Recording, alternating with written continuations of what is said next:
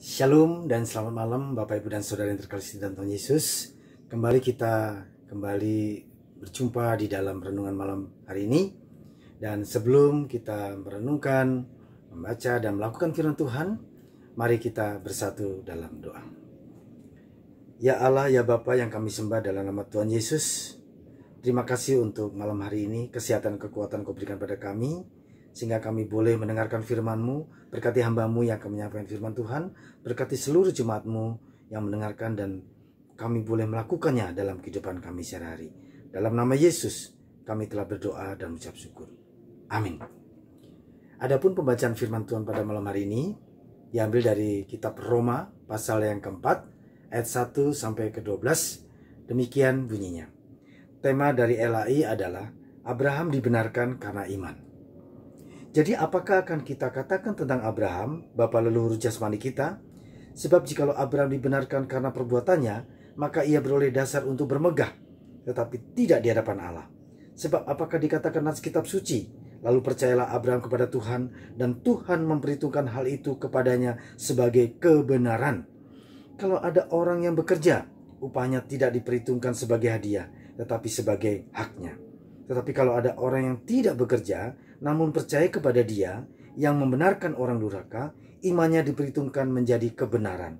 Seperti juga Daud menyebut berbahagia orang yang dibenarkan Allah bukan berdasarkan perbuatannya. Berbahagialah orang yang diampuni pelanggaran-pelanggarannya dan yang ditutupi dosa-dosanya. Berbahagialah manusia yang kesalahannya tidak diperhitungkan Tuhan kepadanya. Adakah ucapan bahagia ini hanya berlaku bagi orang bersunat saja, atau juga bagi orang tak bersunat? Sebab telah kami katakan bahwa kepada Abraham iman diperhitungkan sebagai kebenaran. Dalam keadaan manakah hal itu diperhitungkan? Sebelum atau sesudah ia disunat? Bukan sesudah disunat, tetapi sebelumnya. Dan tanda sunat itu diterimanya sebagai materai kebenaran berdasarkan iman yang ditujukannya sebelum ia bersunat. Demikianlah ia dapat menjadi bapa semua orang percaya yang tak bersunat, supaya kebenaran diperhitungkan kepada mereka. Dan juga menjadi bapa orang-orang bersunat, yaitu mereka yang bukan hanya bersunat, tetapi juga mengikuti jejak iman Abraham, bapa leluhur kita, pada masa ia belum disunat. Bapak Ibu terkasih dalam Tuhan, tema pada malam hari ini saya ambil adalah kebahagiaan yang sejati. Mengapa saya katakan demikian? Karena kebahagiaan itu ada dua, Bapak Ibu. Ada kebahagiaan secara jasmani dan ada juga kebahagiaan secara rohani. Tetapi pada malam hari ini kita diingatkan oleh Tuhan bahwa pada masa Abraham saat itu, kalau Abraham itu merasa hebat, dia dibenarkan, maka dia akan bermegah. Dia akan terjadi kesombongan. Tetapi di sini katakan karena Abraham percaya kepada Tuhan, dan hal itulah yang diperhitungkan tentang kebenaran iman Abraham. Dan orang-orang saat itu sangat percaya kepada Abraham. Karena apa? Dia melihat Allah Abraham, Allah yang luar biasa, yang dia sembah, yang dia muliakan. Melalui hidupnya, Abraham juga diberkati karena dia percaya kepada Allah. Maka disebut dia adalah bapak orang percaya dan bapak orang beriman pada saat itu dan semua orang. Bagaimana dengan kehidupan kita pada saat ini, Bapak Ibu dan Saudara yang terkasih dalam Tuhan? Yesus lahir, Yesus datang ke dunia untuk semua orang. Bukan hanya untuk orang Yahudi dan non-Yahudi. Bukan untuk orang yang bersunat dan tidak bersunat. Tapi kedua semua orang manusia. Tetapi bagaimana respon manusia terhadap kedatangan Yesus? Kita bersyukur anugerah keselamatan, janji keselamatan yang sudah diberikan Tuhan kepada kita terima. Dan pengampunan dosa terjadi dalam setiap kehidupan kita. Apabila kita mau bertobat dan melakukan kebenaran di dalam kehidupan kita sehari-hari.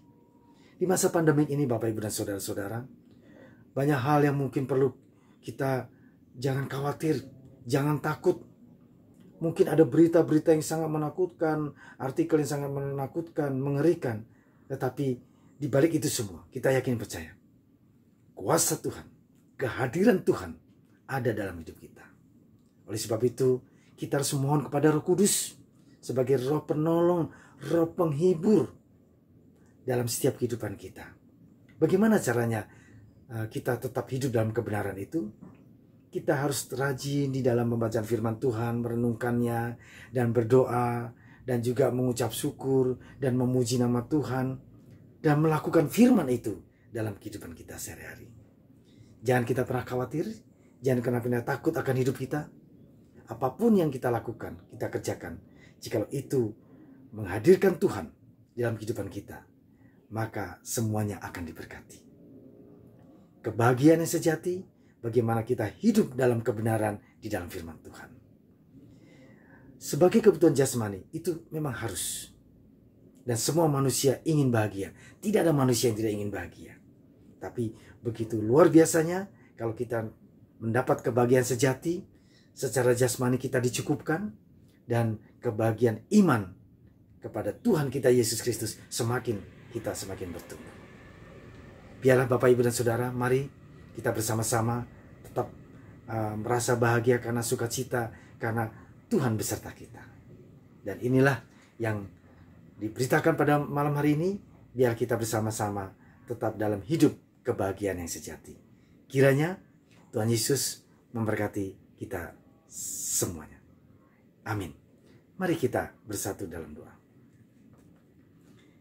Ya Allah, ya Bapa yang kami sembah dalam nama Tuhan Yesus, terima kasih Tuhan, firman-Mu yang menguatkan kami, memampukan kami, sehingga kami tetap hidup beriman kepadamu Tuhan.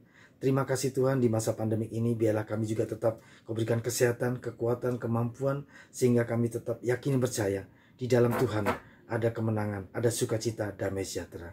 Terima kasih Tuhan, berkati pelayanan, pekerjaan, kehidupan kami, dan semua kehidupan kami serahkan ke dalam tangan-Mu. Hanya dalam nama Tuhan Yesus Kristus kami telah berdoa dan mengucap syukur. Amin.